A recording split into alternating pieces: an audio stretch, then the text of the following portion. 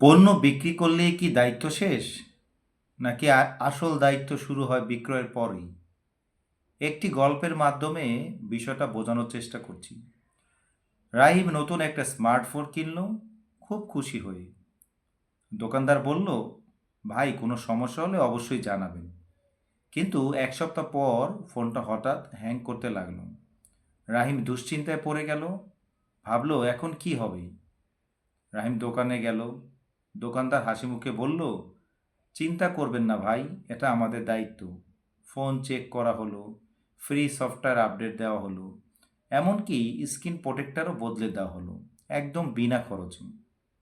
রাহিম খুব খুশি। সে শুধু ফোন নিয়েই ফিরল না, সে ফিরে পেল ভরসা আর বিশ্বাস।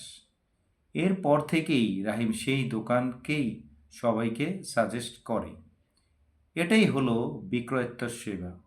পণ্য বিক্রি করে ক্রেতা পাওয়া যায়, আর ভালো বিক্রয়োত্তর সেবা দিয়ে ক্রেতাকে আজীবন গ্রাহকে পরিণত করা যায়।